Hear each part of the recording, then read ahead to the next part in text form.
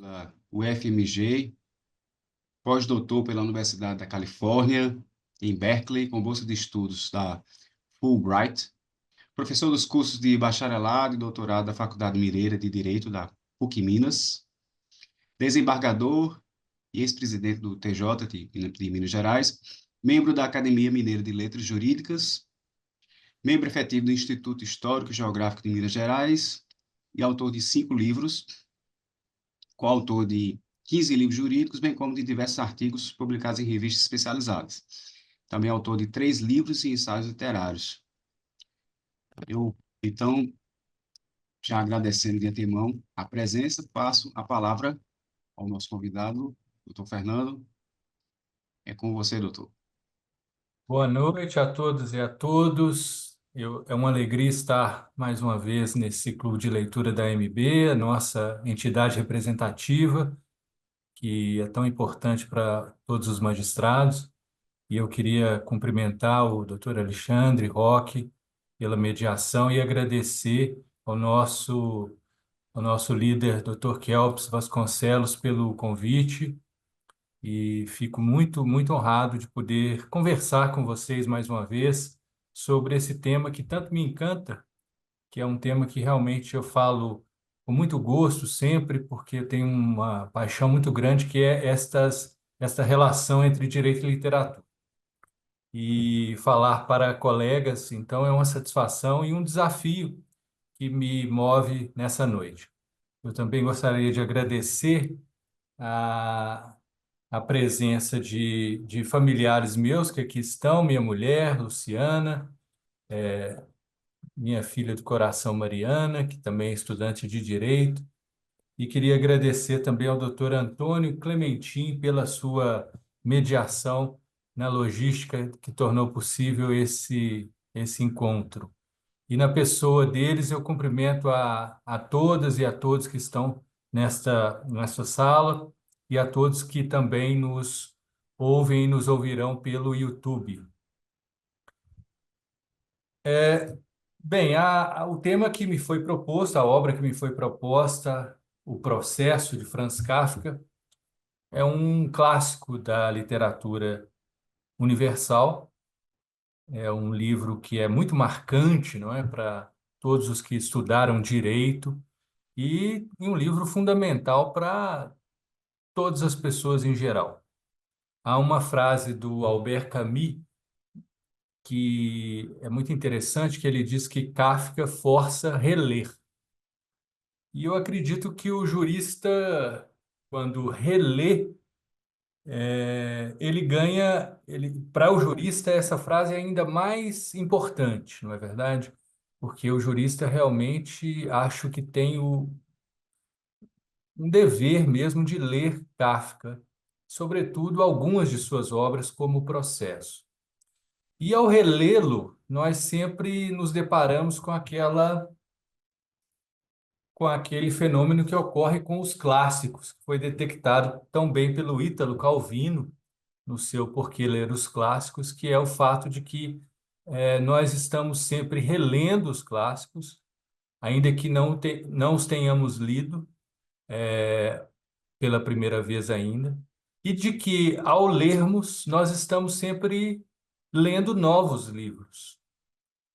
E eu confesso que, quando me foi feito o convite para falar sobre essa obra, eu me senti, por um lado, muito instigado e entusiasmado, porque Kafka é um autor que eu li 2 vezes essa obra. Essa foi a minha terceira leitura.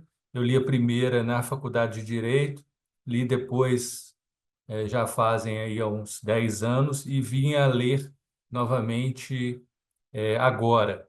E um autor sobre o qual eu já tive a oportunidade de escrever, não exatamente sobre o processo, mas do qual eu gosto muito e, e eu tive uma aproximação muito grande com Kafka, sobretudo porque tenho na PUC Minas uma linha de pesquisa em Direito e Literatura, onde nós trabalhamos com muitos textos do Derrida, Jacques Derrida, que é um autor que utiliza Franz Kafka como um interlocutor privilegiado. E Kafka é, entretanto, também um autor que, sobretudo em algumas de suas obras, como o Processo, é um autor que nos impõe uma certa dificuldade, uma certa penúria, até diria, na leitura do texto, não é verdade? É um texto que muitas vezes é um texto sufocante. E eu, quando recebi o convite, tinha então, de um lado, a alegria de retornar, de retomar um texto que eu já havia lido e tinha um entusiasmo pelo autor, mas também um certo frio na espinha de saber o que me esperava, que é, de fato, uma leitura que é uma leitura desafiadora, é uma leitura que, por várias de suas razões, e vou falar um pouco disso aqui, ela é uma leitura que apresenta várias tensões, né, para o leitor. Esse livro ele foi publicado, ele foi escrito durante os anos 1915 e 1917 e publicado póstumamente pelo amigo de Franz Kafka, Max Brod. Kafka arrolou essa obra entre as várias que ele pediu a Max Brod para queimar. E Max Brod na verdade, queimou o testamento do amigo e preferiu salvar as obras. O contexto em que ela é escrita, né, não, também merece alguma menção, que é exatamente a crise do início do século XX, a crise de valores da sociedade europeia, a perplexidade com os avanços da técnica e também do positivismo. Não apenas o positivismo jurídico a que eu estou fazendo referência, mas nós estamos vivendo aquele momento, é um momento muito interessante, não é? Porque é um momento em que toda essa onda do racionalismo, da ciência, da técnica, da urbanização, ela toma conta da Europa.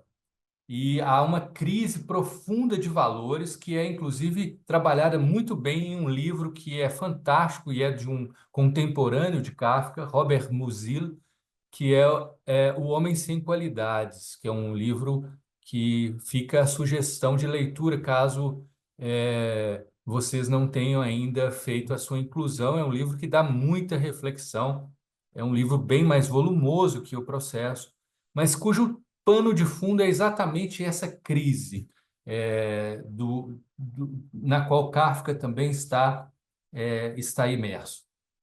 E essa questão me parece que traz para Kafka um dado muito interessante, que é o lado visionário da imaginação.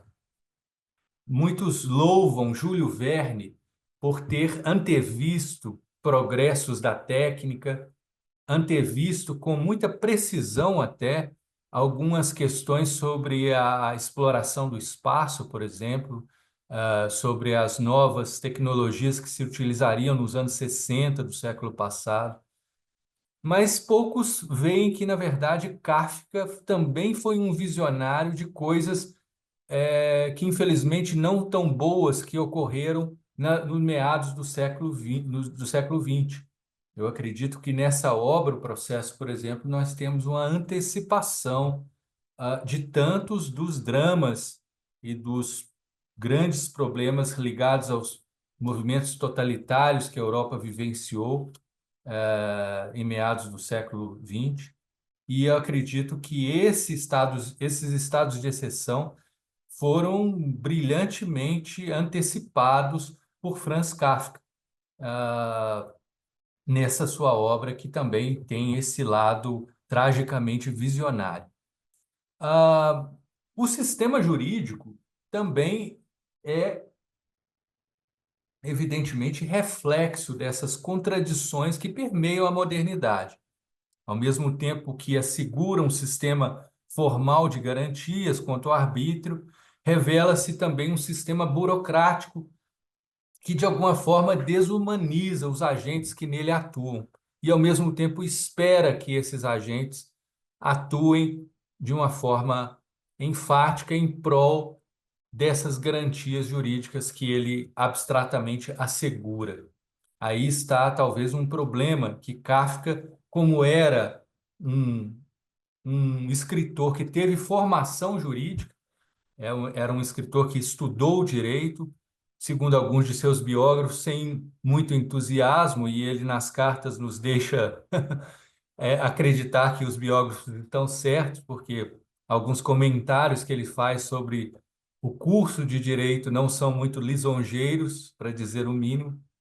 Ele chega a dizer numa das passagens que ele sentiu em determinadas partes do curso como se ele estivesse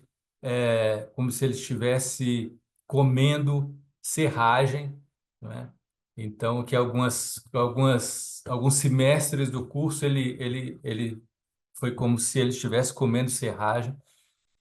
Isso está em uma de suas cartas. Mas, de qualquer sorte, é um autor que teve, inclusive, depois trabalho em seguradora, não é? E trabalhou nessa dinâmica da burocracia, que, inclusive, segundo alguns, ele descreve como ninguém, não é? Há muitos autores que acham que se nós quisermos de fato entender a dinâmica da burocracia moderna, nós devemos ir antes de tudo em Kafka, porque até mais do que Max Weber, que foi talvez o grande teórico, sem dúvida, da burocracia moderna, mas Kafka teria apontado, com a singularidade que a literatura permite, fenômenos muito particulares e muito importantes e universais da burocracia, que é um fenômeno que ganha muita força neste início de século XX, né? Quando eu falo de burocracia, inclusive, não me refiro apenas ao lado pejorativo dessa palavra, que é carregada às vezes de sentidos negativos, mas de um sentido também positivo que, inclusive, o ordenamento jurídico trabalha com ele, não é? De hierarquia, de regulamentação por normas, de impessoalidade. Todos esses são elementos que o Max Weber disse que eram elementos fundamentais para essa burocracia moderna, diferente das ordens anteriores. E, entretanto, Kafka vai mostrar alguns problemas que estão inerentes a essa grande conquista que também é.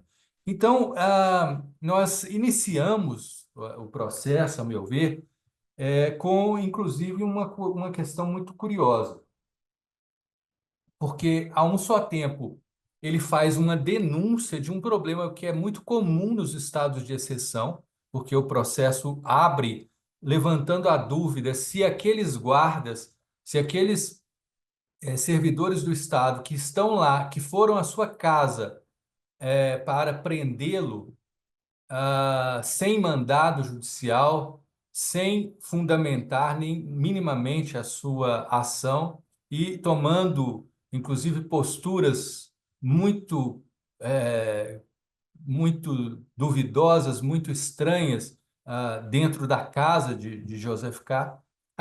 O livro levanta logo de início uma pergunta: se ele não teria sido denunciado injustamente, se ele não teria sido caluniado.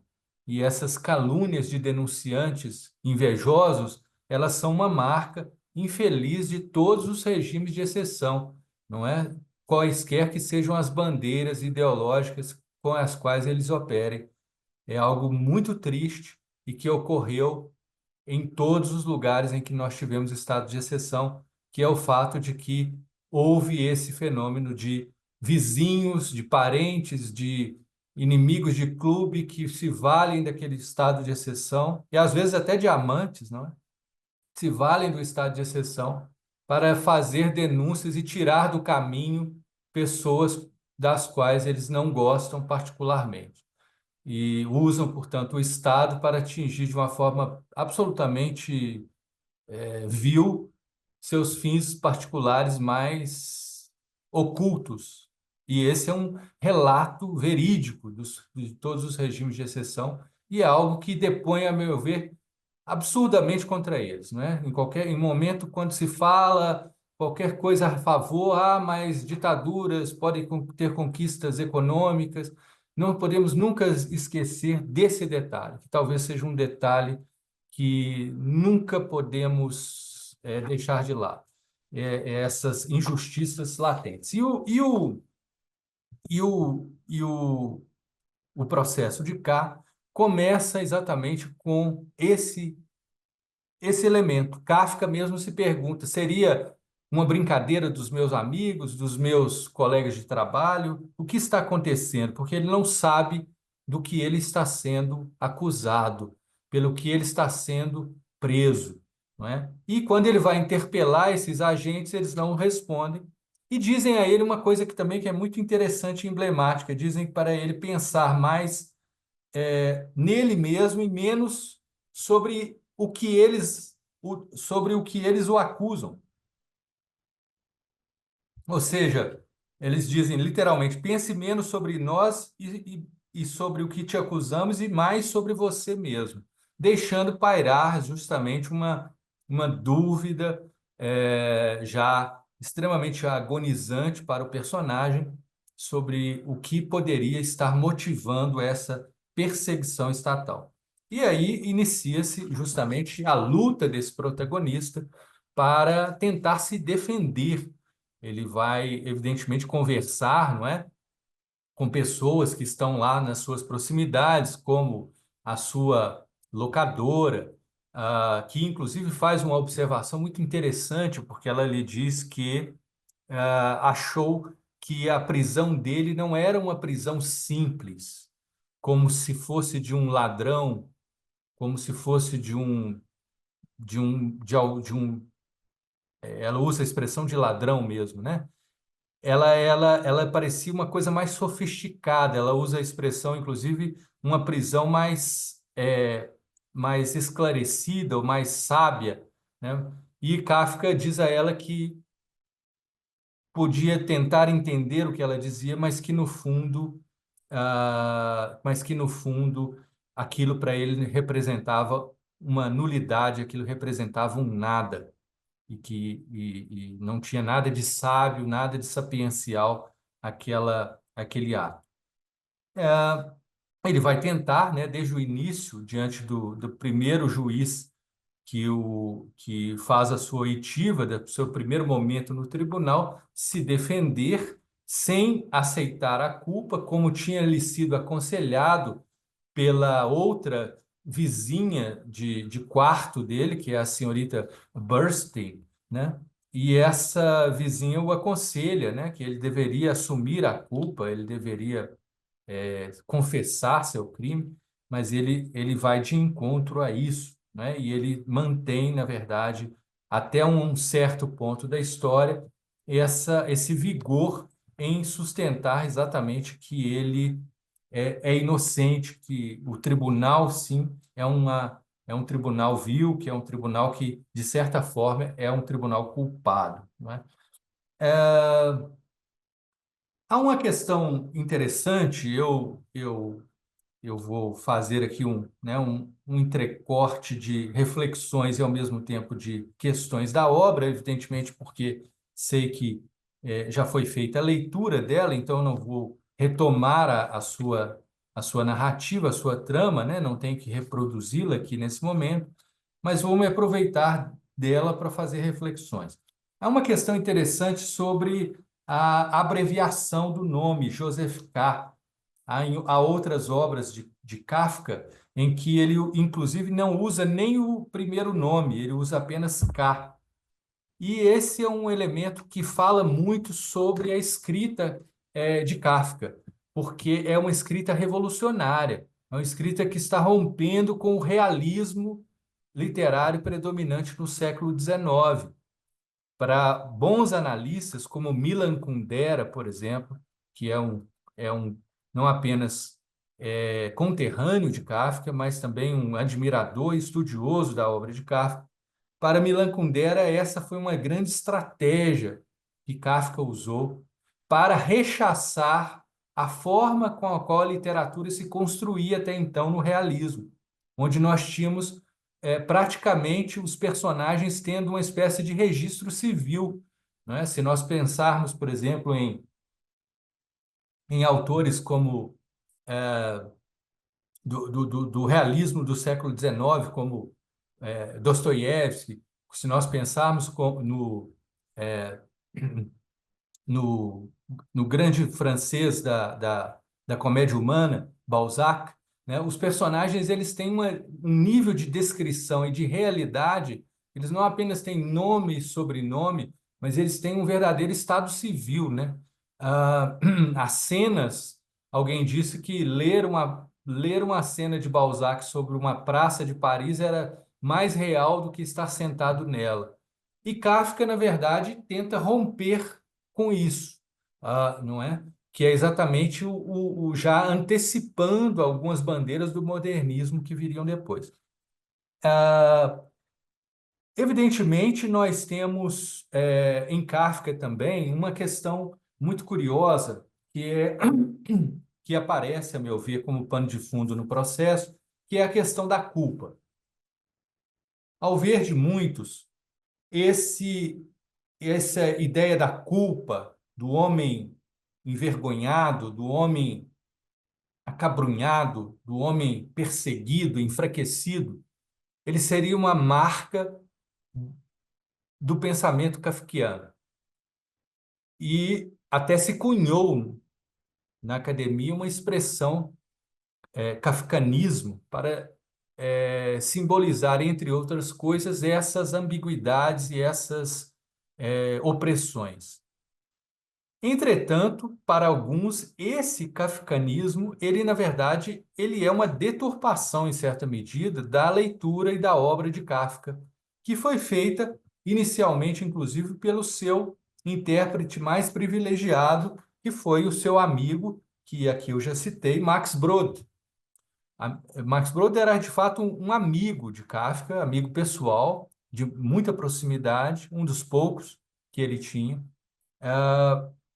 E ele não apenas deu a ele a missão de queimar suas obras, mas tinham realmente correspondência e uma vasta conversa sobre várias questões.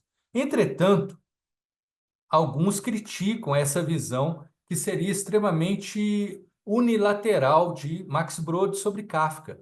Porque, por exemplo, segundo Milan Kundera, essa ideia, que inclusive vai ser retratada em alguns filmes, em alguns museus, em algumas obras sobre Kafka, de que os seus personagens são seres débeis, seres fracos, seres histéricos, ela, na verdade, não se confirmaria.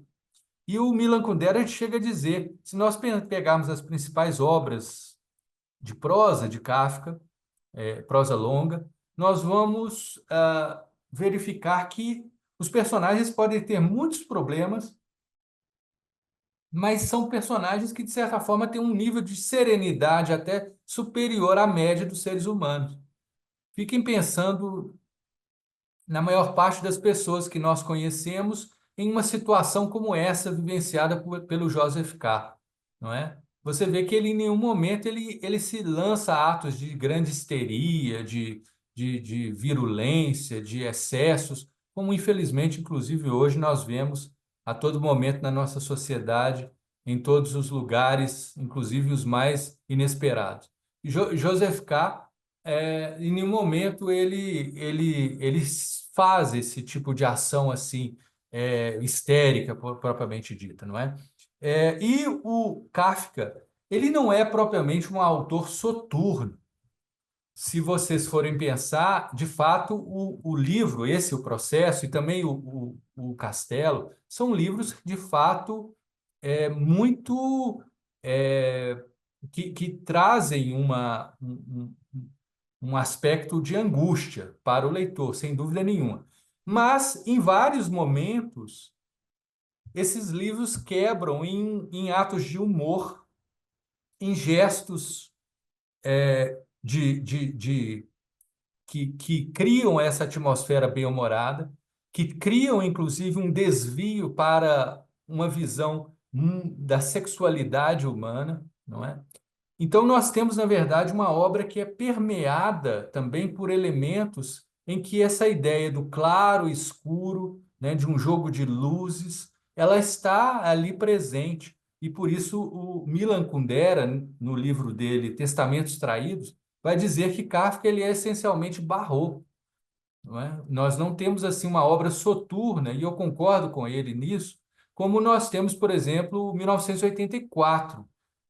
Esse sim, né, 1984, uma obra que de fato ali não tem muita abertura para luzes, né? Você tem uma obra ali que é de fato, ela é fechada, ela é de fato uma obra soturna. Em Kafka nós temos algo diferente, não é? E nós temos algo diferente porque ao mesmo tempo em que ele tenta se afastar desse realismo da literatura, nós não podemos nos esquecer que ele é um mestre em interpretar e trazer uma simbologia da vida real nas suas obras. O Adorno, inclusive, o filósofo Adorno, ele chega a dizer que o ler Kafka é como vivenciar uma espécie de déjà vu permanente.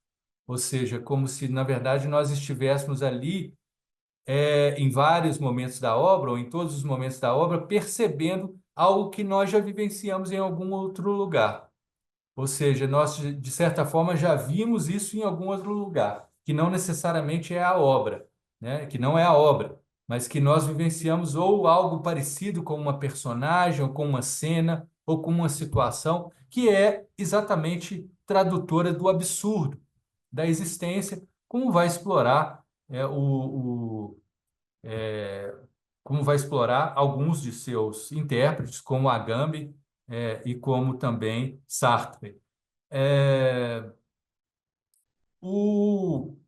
essa visão do contexto social, né, de fazer uma espécie de metáfora ou de alegoria sobre essas questões que Kafka vivenciava, ela é uma constante no romance, né? E esse lado de fazer algo que fosse pictórico e humorístico é também confirmado por alguns de seus biógrafos, por exemplo, que vão dizer que ele, em algumas vezes, usava esses textos e lia esses textos para seus conhecidos em Praga. Eles se encontravam em cafés, e ele ria ao ler esses textos para os seus conhecidos. Ele ria e eles riam muito de algumas passagens que ele escrevia. Então, tinha esse lado do humor, que é algo que nos remete ao início da literatura ocidental, não é? Ao Dom Quixote de Cervantes, que também é fundamentalmente calcado no humor e, de certa forma, também uma visão um pouco onírica, no sentido de uma visão distorcida, mas ao mesmo tempo muito realista das circunstâncias, não é? É uma visão que traz esse dado de surreal, digamos assim, presente de uma forma bem pungente. E o Kafka, ele, vocês sabem, né, era judeu pertencia a uma minoria judaica que falava alemão. Os intelectuais daquele período, né, do que hoje é a República Tcheca, eles falavam alemão, né? E, segundo alguns, os judeus que gostavam também de falar alemão e escrever em alemão, de certa forma, eram judeus que já queriam, de alguma forma, se afastar um pouco de tradições judaicas mais rigorosas. Isso é uma leitura que alguns fazem sobre isso, inclusive na interpretação da passagem diante da lei. Mas o fato é que Kafka falava alemão, mas não era nativo de língua alemã.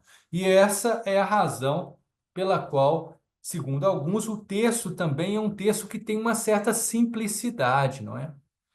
Quando vocês pegam boas traduções do texto de Kafka, se percebe que o texto ele não é um texto que tem grandes sofisticações, grandes elaborações. Ele é um texto mais seco, inclusive. É um texto em que a poética ela tem um espaço pouco, né? O lirismo tem um espaço pequeno. Ah, e esse lirismo, muitas vezes, ele aparece através de recursos que não são muito comuns ou não eram muito comuns até então na poesia e nem mesmo na prosa. E segundo alguns, isso seria um resultado desse fenômeno de Kafka, na verdade, estar escrevendo numa segunda língua, porque ele não é um falante de língua alemã. Ah, Há uma questão muito interessante que aparece no texto e que eu acho que é muito importante para os juristas, que é o Kafka utilizar também na sua linguagem, de certa maneira, a linguagem jurídica. Muitos veem dessa forma, sobretudo, essas obras, e fazem, inclusive, um comparativo de obras como o Processo, como o Castelo, que são vocacionadas para esse enfrentamento da burocracia no seu sentido mais amplo, com outras obras, com alguns de seus contos, por exemplo, que têm uma estilística muito distinta e, segundo eles, Kafka teria utilizado esse recurso a uma certa linguagem mais protocolar como um estratagema de escrita mesmo, para agregar mais um elemento a, aos vários que já estão ali presentes sobre essa dinâmica burocrática e protocolar do Estado. Então, segundo eles, nós teríamos isso presente na linguagem do texto, e nós temos um outro fenômeno muito interessante, que é uma espécie de autonegação do texto, não é? Nós temos um texto que muitas vezes ele vai num sentido e outras vezes ele se desencontra. Ele é um texto que angustia o leitor também por surpresas, por desencontros. Depois, quando nós abrimos aqui para vocês falarem, eu queria ver as percepções de vocês, porque eu tenho a sensação muito nítida de que a obra ela não avança, ela não segue uma certa linearidade, não é? Você tem muitas vezes no texto a sensação de estar estagnado ali. Você está como personagem, parado diante de uma porta da qual não lhe deixam entrar. Você está ali também com um certo guardião lhe controlando. O texto não avança. O texto fica emaranhado em uma questão de culpa que fica girando ali ou pendendo ali como uma espada de Damocles e não, de fato, não avança. E isso é um dado também de angústia. E isso é um elemento que aparece curiosamente na boca de alguns personagens. A cena, por exemplo, em que o pintor Titorelli, que é um personagem extremamente curioso, né, emblemático, a cena em que ele explica para Joseph K. as possibilidades de sua absolução é muito curiosa, porque ele vai explicando ao Joseph K.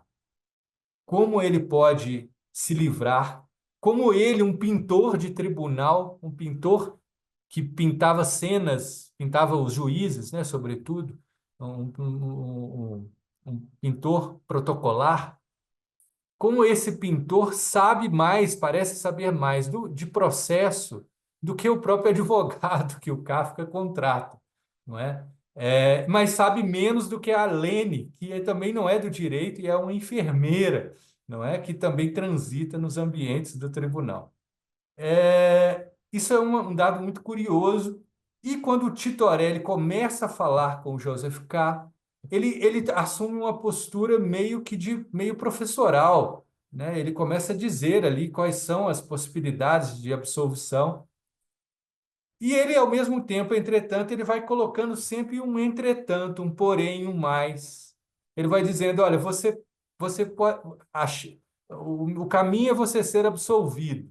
Mas a absolvição mesmo, eu te confesso que eu nunca vi nessa minha experiência toda.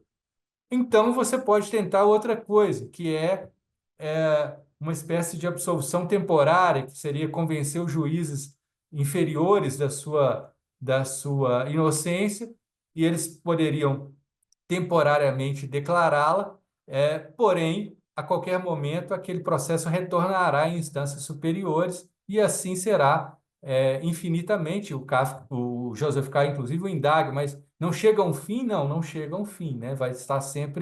Você vai estar sempre prorrogando essa decisão final.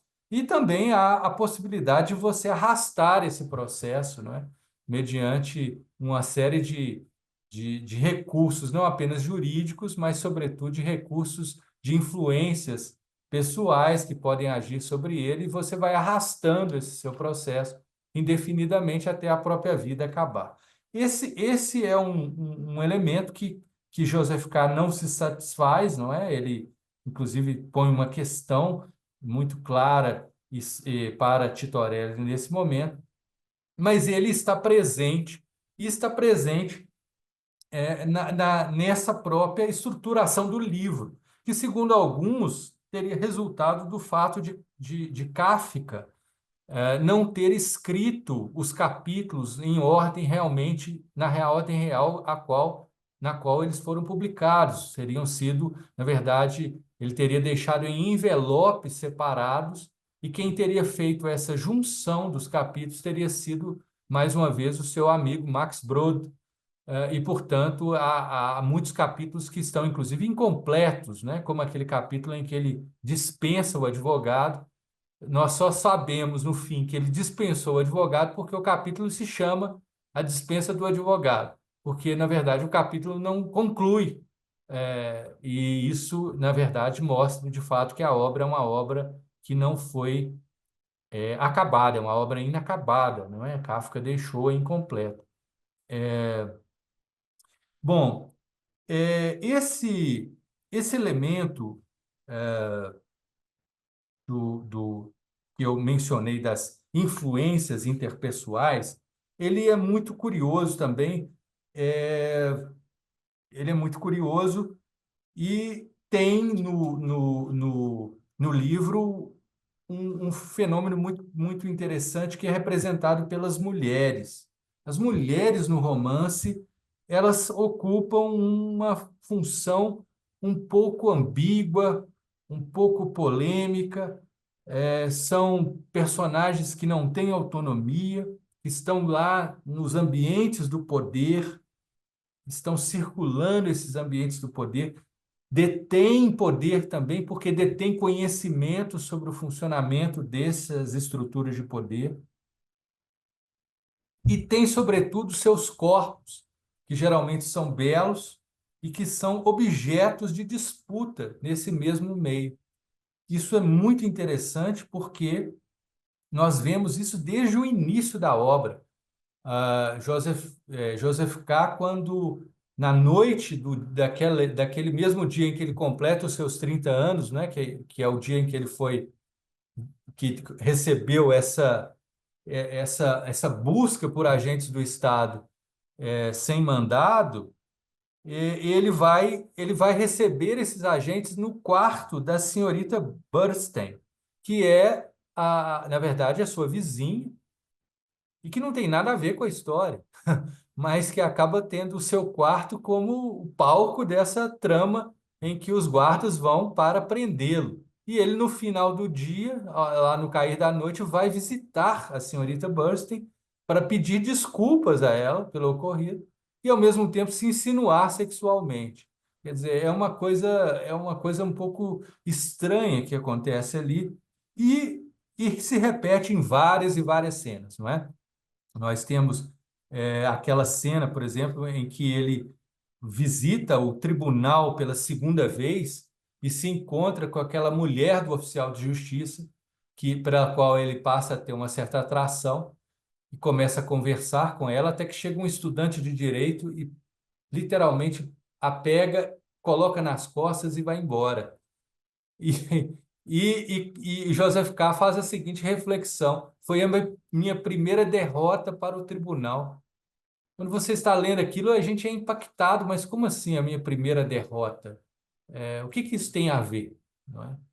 E isso suscita, evidentemente, uma reflexão que está lá presente muito claramente na personagem da Lene, que é a enfermeira do advogado, que, na verdade, ele suspeita que também é amante do advogado, que, aliás, é uma coisa muito interessante na obra. O advogado recebe as pessoas na cama, não é?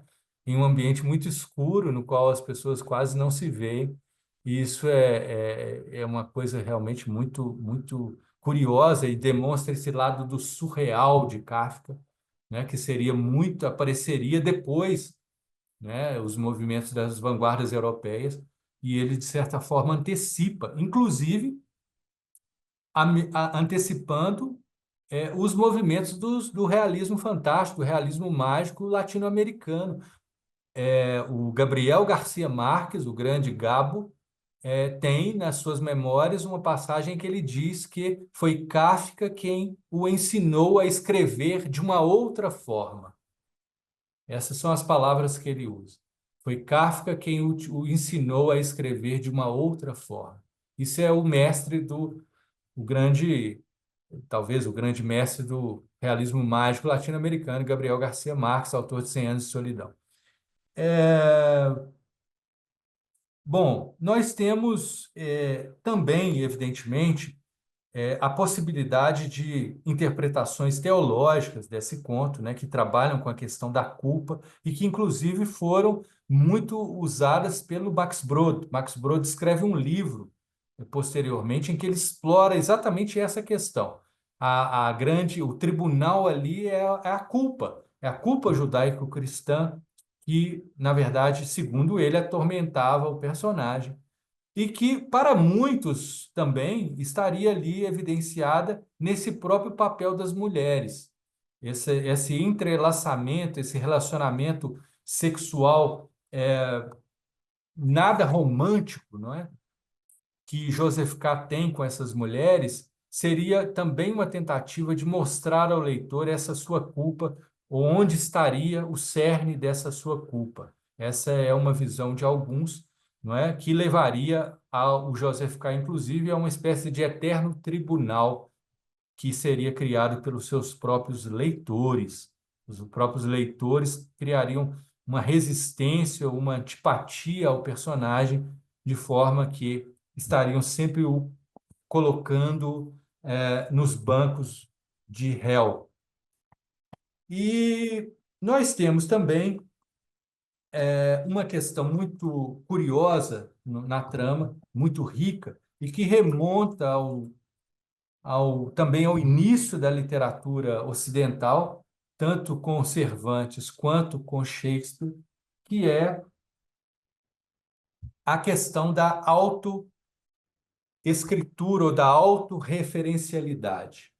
Essa foi uma característica que o Cervantes explorou muito bem em Don Quixote, Shakespeare usa em algumas de suas peças, que é o fato de a literatura estar mostrando que o texto e o contexto estão sempre entrelaçados, como diz Derrida. Como que, no caso de Cervantes, ele faz isso? De várias formas. No Don Quixote existem momentos em que ele diz que, o narrador diz que encontrou a obra num determinado sebo da Espanha. Então, o Don Quixote, na verdade, não seria autoria dele. No segundo livro de Don Quixote, os personagens estão lendo o Don Quixote 1. Isso é muito interessante, não é? Passa a existir como se fossem dois personagens de Don Quixote, o do Don Quixote 1 e aquele que os personagens do Don Quixote 2 estão lendo. E essa autorreferencialidade, que também está lá no Hamlet de Shakespeare, não é? Eles vão encenar tramas teatrais dentro daquela peça que já é uma peça teatral. E ela também vai estar presente aqui no processo de Kafka. Quando, por exemplo, né, ele vai nos dizer que ele passa a escrever uma petição para o tribunal, e essa petição seria uma espécie de narrativa da sua própria vida, porque ele tinha a esperança e a confiança de que, se ele conseguisse dizer a sua vida para os juízes, eles veriam que ele era um homem inocente. Só que aí tem uma grande questão. Quando ele começa a escrever essa sua vida, dentro de um livro que fala de momentos da sua vida, evidentemente, quem é que, ao escrever a sua vida, não vai se deparar com momentos de pequenos crimes, como diz Carlos Drummond de Andrade, com pequenos pecados, com pequenos desvios. E aí entra uma questão de autorreferencialidade que é muito interessante na obra e que também vai estar presente, a meu ver, de forma muito brilhante naquele texto que é talvez o, o, o ponto de culminância da obra, que é aquela passagem que está no penúltimo capítulo, né, no capítulo da Catedral, e que é conhecida e difundida como o conto do Diante da Lei. Inclusive, foi realmente um conto, um dos poucos que Kafka publicou em vida. Portanto, essa passagem Diante da Lei, ela já estava publicada antes de o processo ser publicado. Kafka fez uma junção, né? Uma colagem que foi muito perfeita dela nessa obra. Porque vejam vocês que essa passagem ela não apenas é uma espécie de ponto de síntese de vários elementos da obra, como ela é uma metáfora da própria obra, como ela talvez seja uma explicação de pontos da obra e, ao mesmo tempo, uma profunda interrogação, ou uma permanente interrogação sobre pontos essenciais dessa mesma obra. Ela tem, portanto, uma complexidade enorme. Esse pequeno texto de 2 páginas, que é de uma beleza, de uma grande riqueza que tem movido vários pensadores a escrever sobre ele. Né? Nós temos várias interpretações, interpretações que vêm desde a Escola de Frankfurt até pensadores contemporâneos como Judith Butler, que vão interpretar esse conto das mais variadas maneiras. E, evidentemente, essa é uma passagem que está na boca do sacerdote, está na boca do capelão, que aparece, não é? Aparece inesperadamente nessa catedral, porque, afinal de contas, Joseph K. tinha ido à catedral naquele dia não para rezar, nem para ouvir nenhuma pregação, nem para se confessar, nem para conversar com padres. Ele tinha ido lá por propósitos profissionais. Segundo ele era um funcionário, né, alto funcionário de um banco, e os seus superiores dizem que tem um cliente italiano que teria pouco tempo na cidade e gostaria de visitar a catedral, como ele falava italiano, e seria ele o cicerone desse italiano.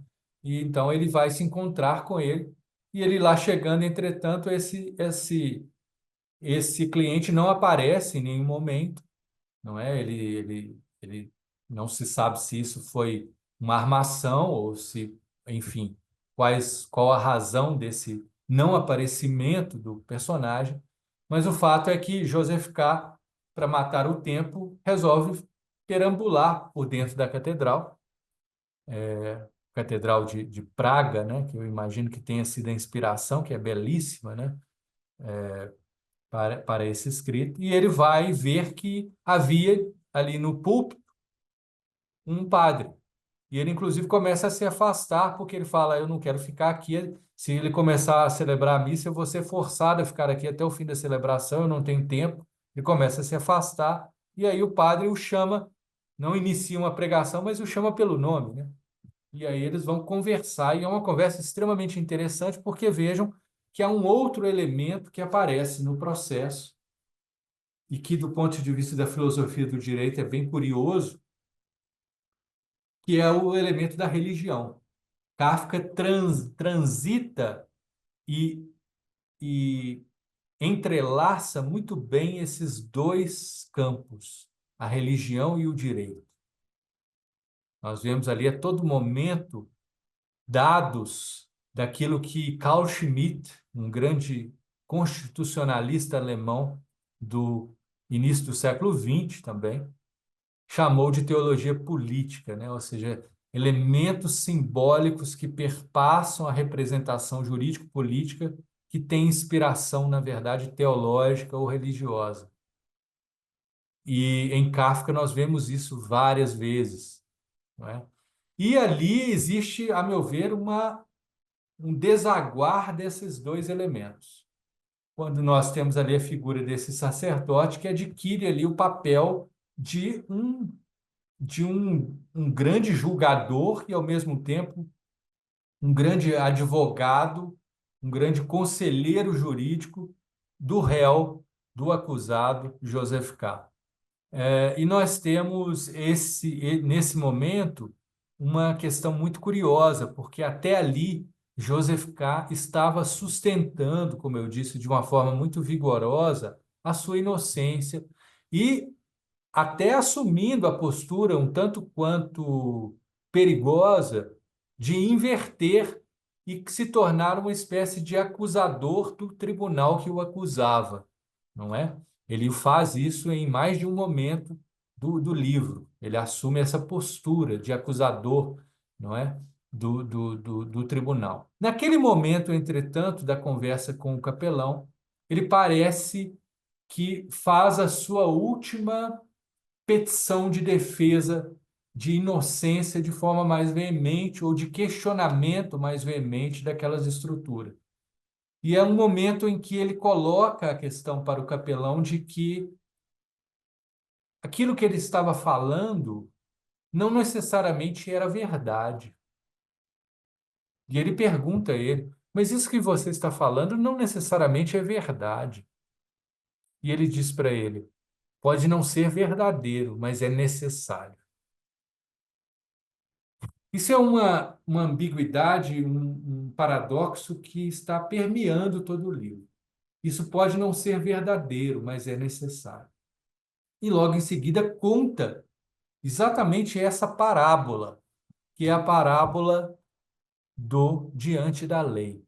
A parábola daquele homem do campo que vem para estar diante da lei, que é e tem diante de si um porteiro, né? E ele se dirige a esse porteiro e pede para entrar nos umbrais da lei. E o porteiro diz para ele: agora não. E ele pergunta: eu vou ter em algum momento direito à minha entrada? E ele diz: é possível, mas não agora.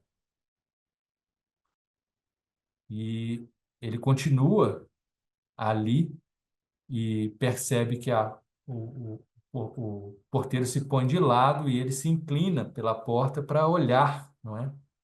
E o porteiro diz a ele: se você tem tanto interesse em entrar assim, tente, apesar da minha proibição. Mas fique sabendo que depois de mim virão outros portões com outros guardiões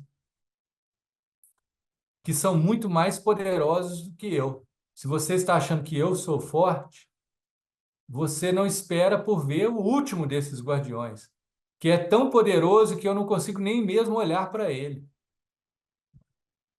E o campesino fica ali na porta, o guardião lhe dá um banco para sentar-se ao lado, e ele fica ali por dias, por meses, por anos, não é? E faz muitas tentativas, tenta inclusive subornar o guardião, e o guardião admite que estava aceitando aqueles subornos apenas para garantir-lhe a consciência tranquila de que ele estava fazendo o seu melhor e de que estava tentando todos os recursos possíveis. Esse é um ponto muito curioso, porque os dois agentes do Estado que vão ao seu apartamento para prendê-lo no início do livro, eles pedem suborno, não é? Eles não apenas comem o seu café da manhã, eles pegam as suas roupas, mas eles também pedem suborno, ou seja, eles têm uma postura completamente enviesada. E Joseph K. acaba, inclusive, denunciando isso na sua oitiva no tribunal. O que, inclusive, motiva, né, uma cena muito interessante, que é aquela tortura dos dois dentro do banco. Essa é uma cena muito interessante também, né? Em determinado momento da história, o Joseph K. Ele Ele está andando pelo banco e ele abre uma porta e vê uma cena de tortura, que é uma cena de tortura desses dois agentes que foram prendê-lo. É algo muito interessante, né? Porque mistura exatamente a onipresença desse estado de exceção e a onipresença dessa grande estrutura, né? Que é, de certa forma, também indizível. Ah, bom, voltando para o conto, né? Eu fiz esse parênteses. O campesino permanece ali, sempre indagando ao homem, pedindo para deixá-lo, observando o homem, decora até seus mínimos traços, até as pulgas que estão no seu manto, na sua roupa. No fim, ele, antes de morrer, ele lança mais uma pergunta ao guardião da porta. E o homem se irrita ao ver que ele estava tentando fazer mais uma pergunta. Ele está ali já envelhecido, um homem fraco, que mal consegue falar. E então o guardião se aproxima dele e fala: Você é insaciável, o que você quer saber ainda? Né? Depois de tantos anos, tantas perguntas, querendo entrar por essa porta, o que você quer saber ainda? E o homem diz: Todos aspiram à lei. Como se explicam, se todos aspiram à lei, como se explica que em tantos anos ninguém além de mim esteve aqui pedindo para entrar? E o guardião, então, percebendo que o homem já está no seu fim, e para alcançar, para escutá-lo, né, ele berra. Desculpe, para fazê-lo escutá-lo, ele berra. Aqui ninguém mais podia ser admitido, pois esta entrada estava destinada apenas a você. Agora eu vou-me embora e fecho-a. Esse é o fim desse conto, e diante desses portões intransponíveis dessa lei, nós temos aí uma das imagens mais marcantes dessa obra, O Processo. As interpretações, como disse, são inúmeras, e nós temos que nos lançar algumas possibilidades aqui. Uma que eu vejo muito interessante, e depois eu queria ouvir você sobre as suas, é exatamente uma questão que me parece muito curiosa no direito, que é o fato de o direito prescrever de forma universal, de forma abstrata, preceitos que dizem respeito a cada um, a todos, mas ao mesmo tempo o faz já de uma forma que não é plenamente atenta à singularidade total de cada uma dessas pessoas a que a norma se destina.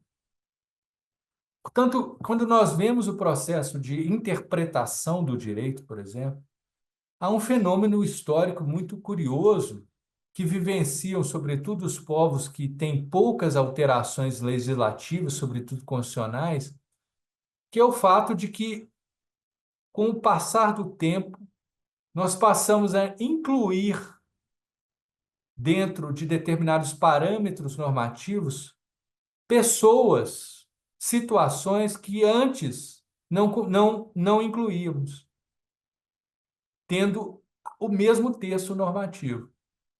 Se nós pensarmos, por exemplo, na questão dos Estados Unidos da América, que é um país que trabalha com normas constitucionais muito longevas e que perpassam centenas de anos, nós temos isso como um fenômeno muito frequente, não é?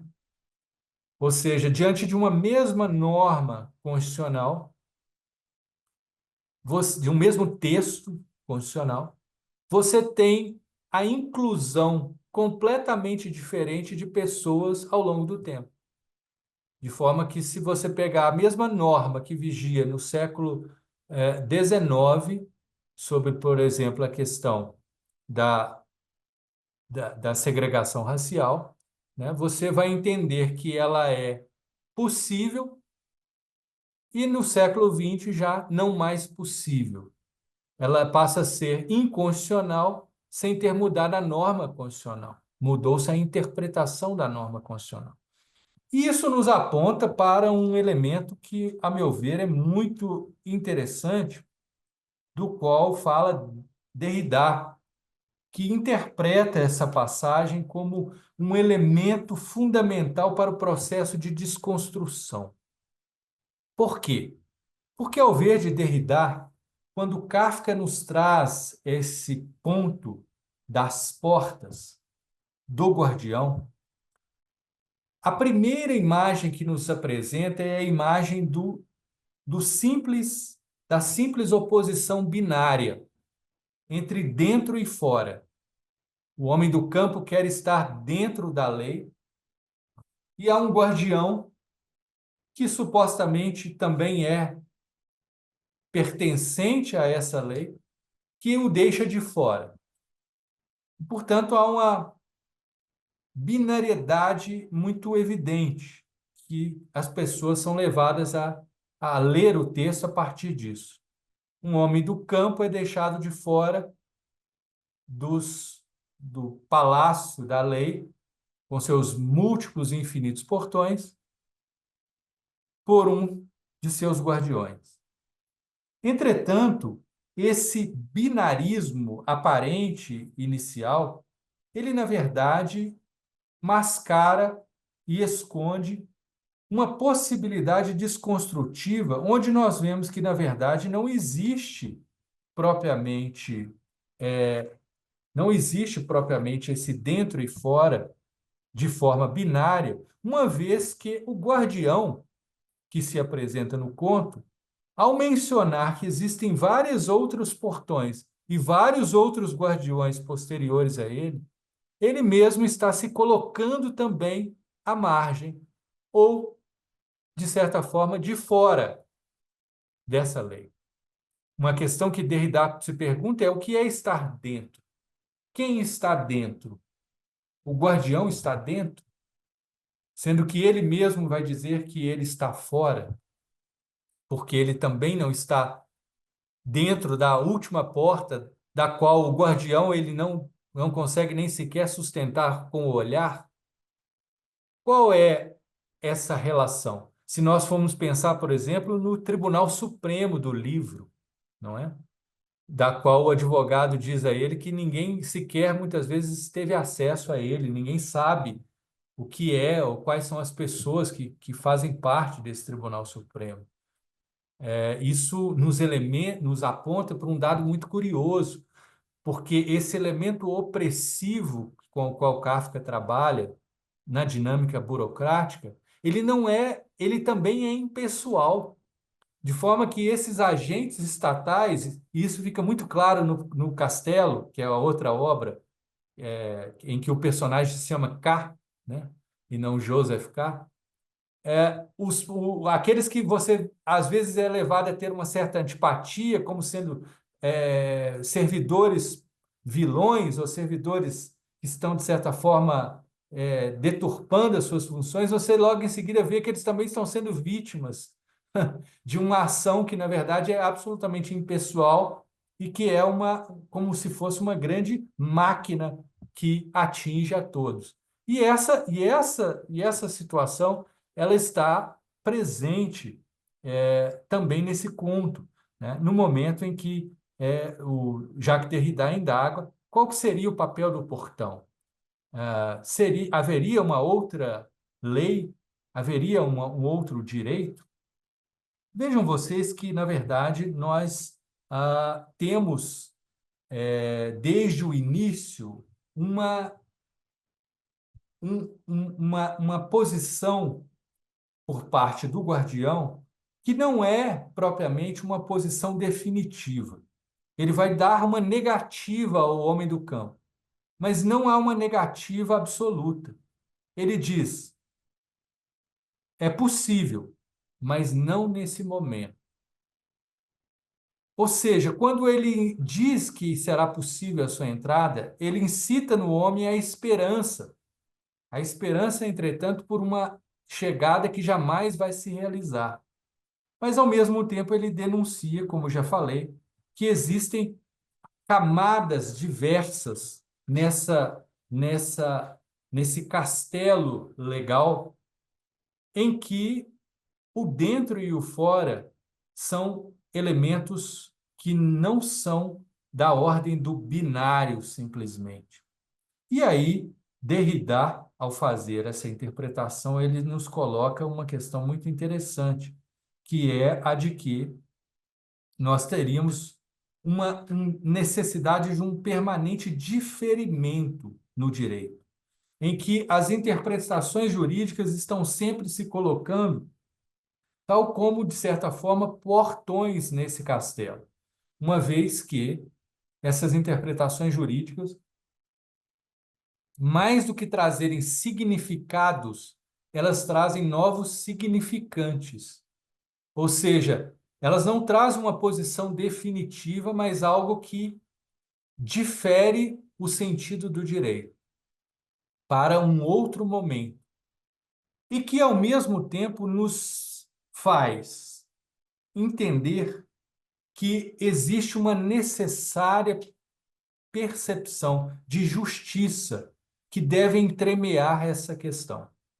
E ao ver de Derrida, quando o homem do campo faz a pergunta pela sua singularidade, ele está trilhando o caminho desta pergunta pela justiça, que seria entremeada ao direito, mas não faz parte dele.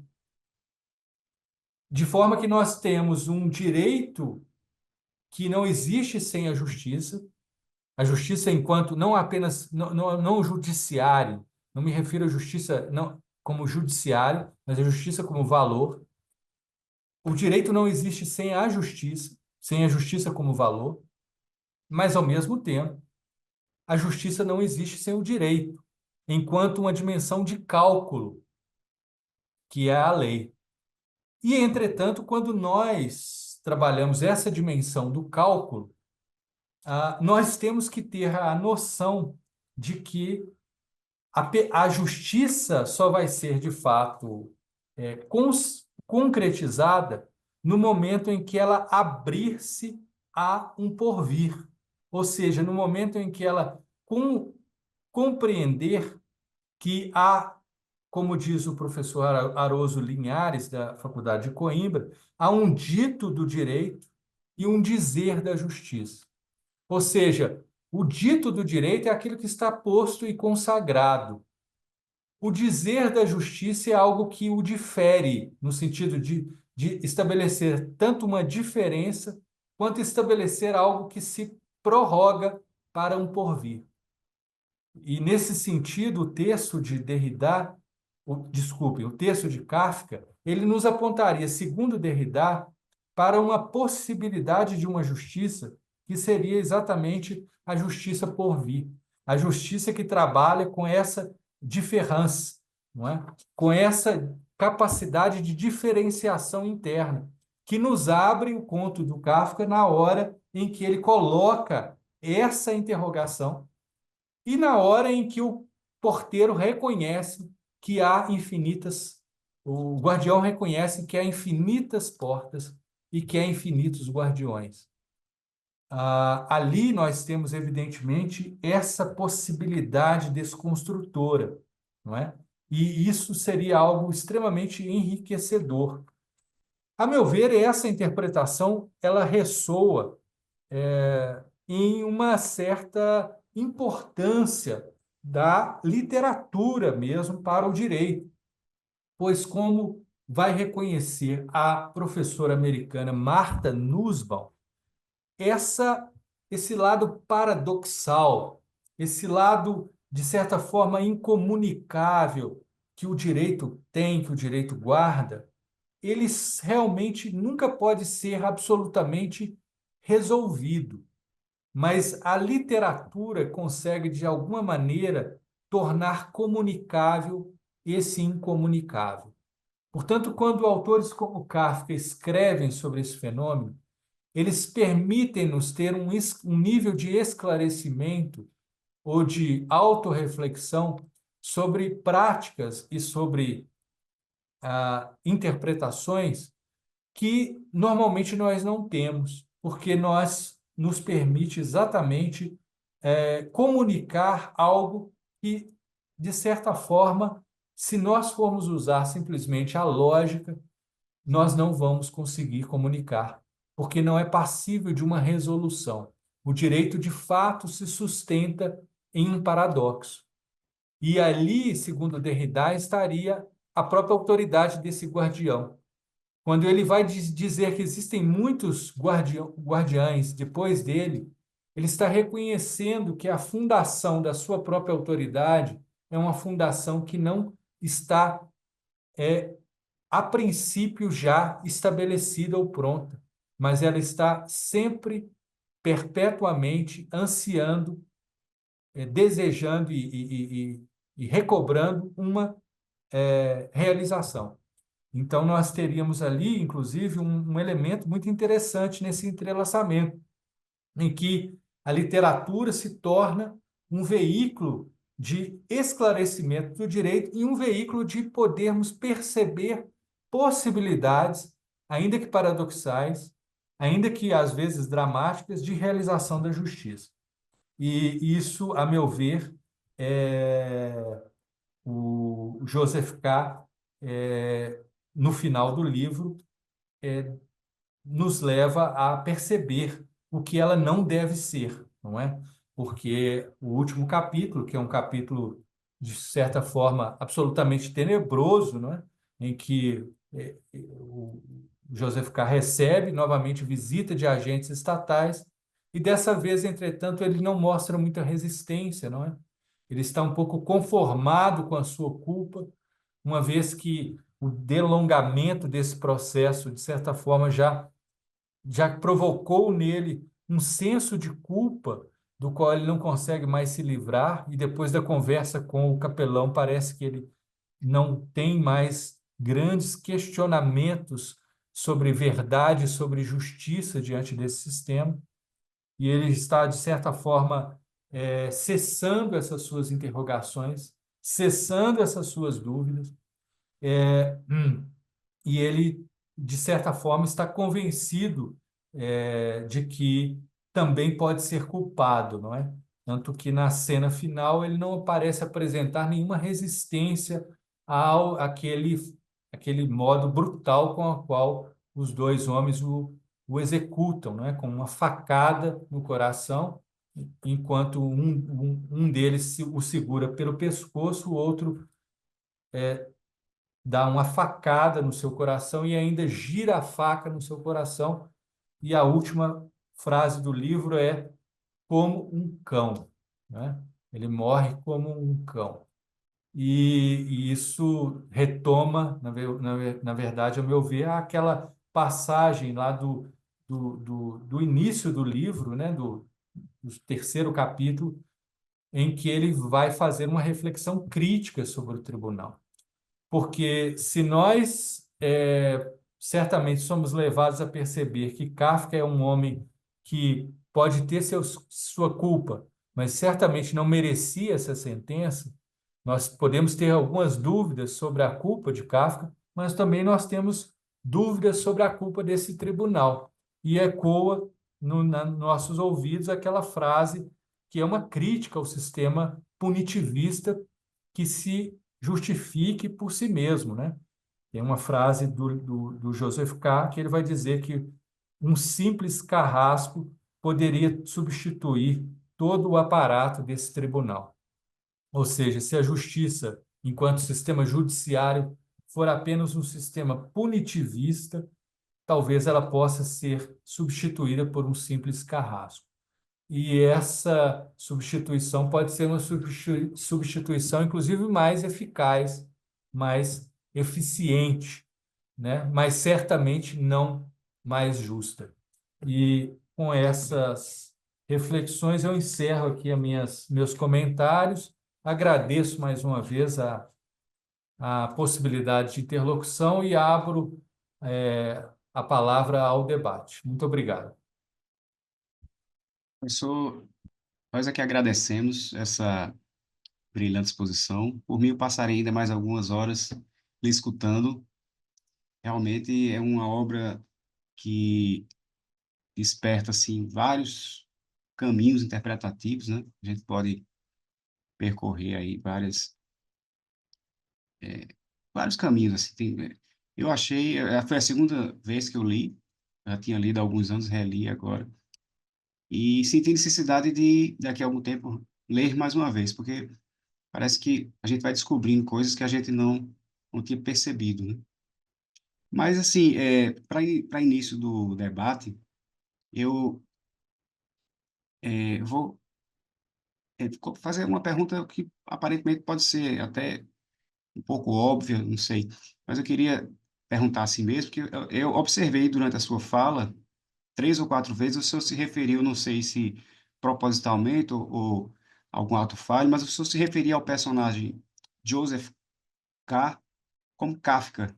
Algumas vezes o senhor falava, porque Kafka disse isso se referindo ao personagem Joseph K. Aí eu pergunto, até que ponto ou em que medida o senhor acha que Joseph K. seria o próprio Kafka? É uma boa pergunta. Na verdade, foi um ato falho. Eu não falei de propósito. Mas vocês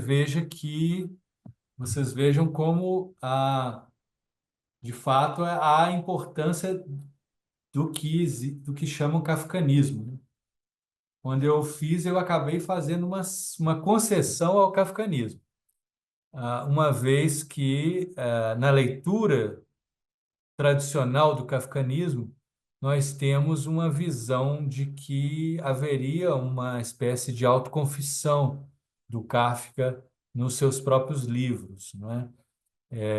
Essa é uma questão que Max Brod contribuiu muito, e que haveria, de certa forma, nos livros de Kafka, uma tentativa do escritor de,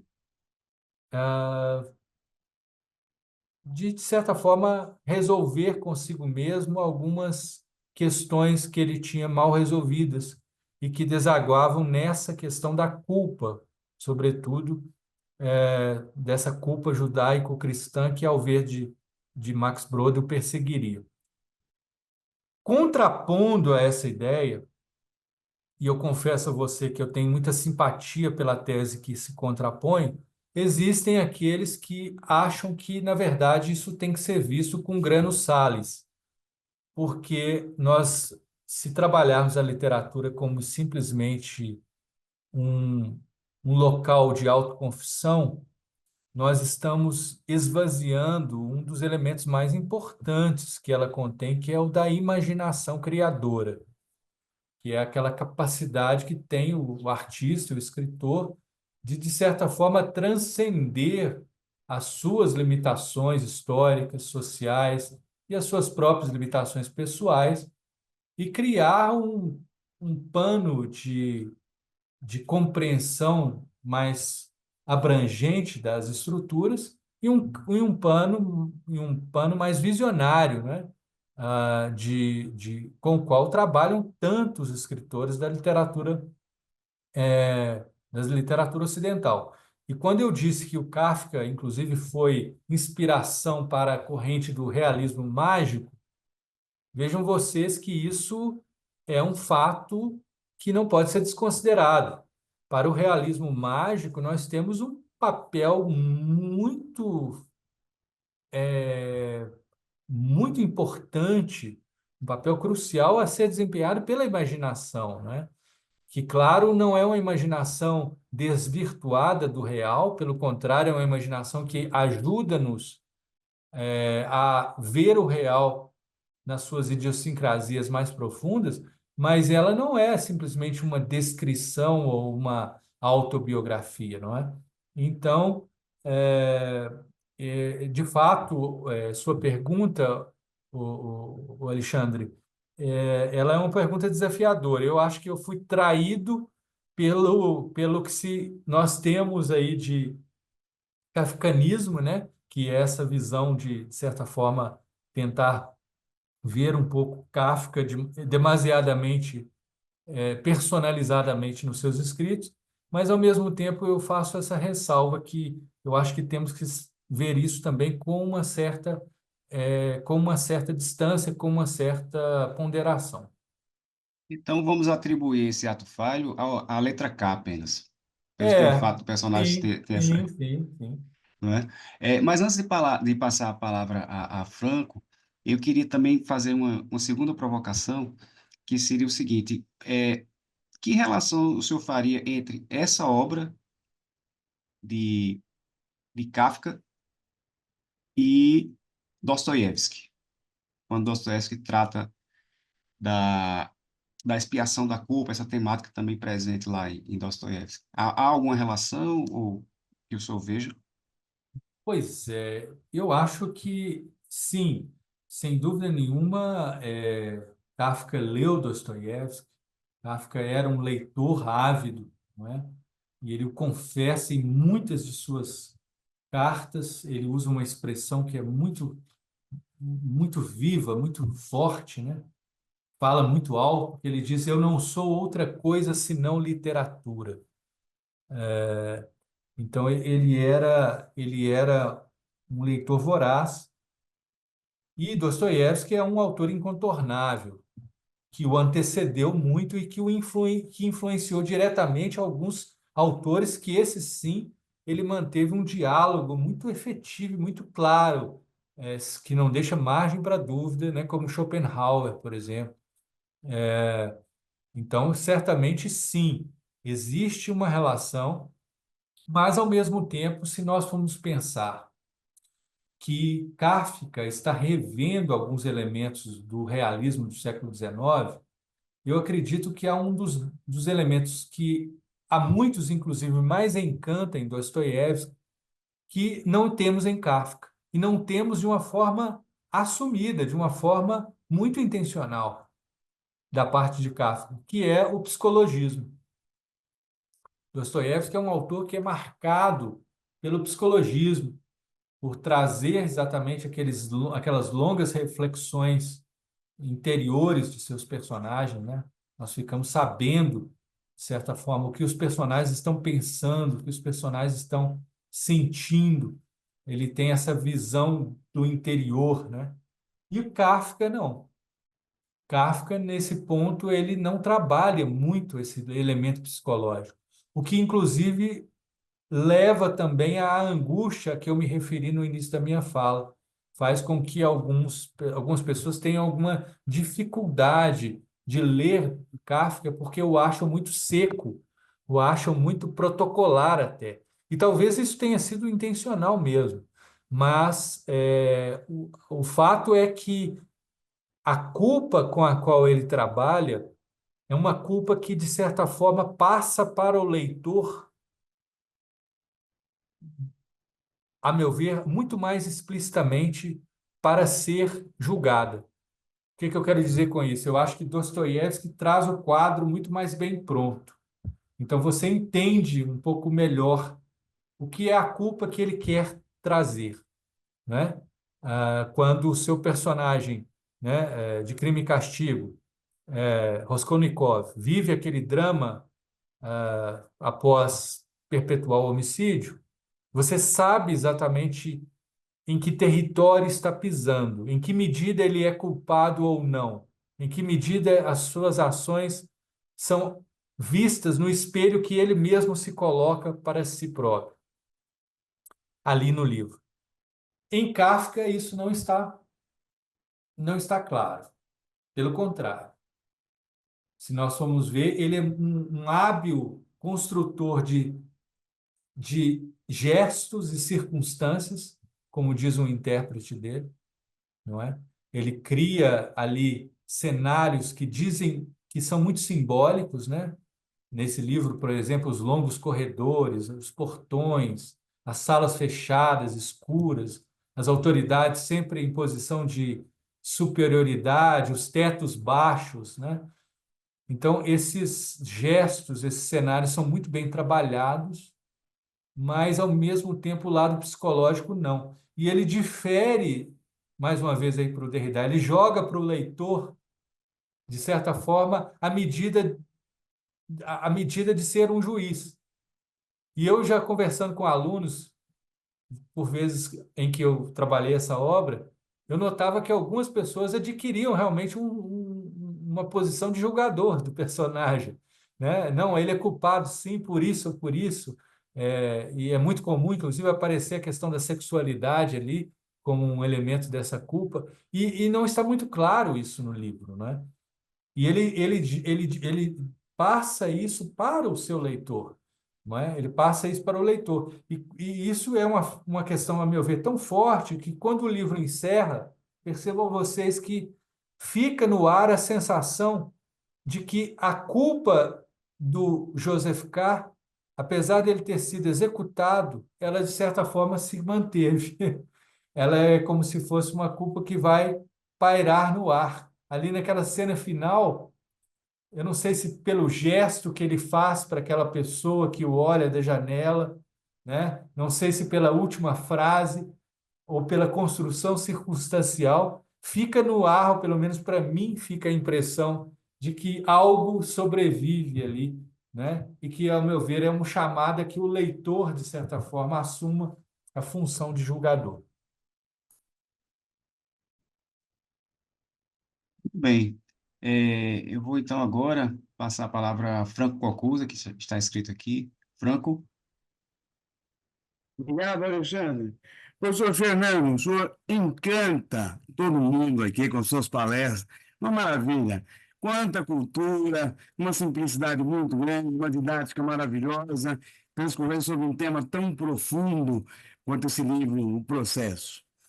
E Muito eu também acho que obrigado. estou na terceira leitura do livro. A primeira eu li na época da faculdade. Aliás, devia ser proibido ler esse livro para estudantes de direito, porque não entende nada, né? Eu ficava carregando livros para paquerar as menininhas, mostrando que eu estava lendo Kafka, mas eu não lembrava uma palavra.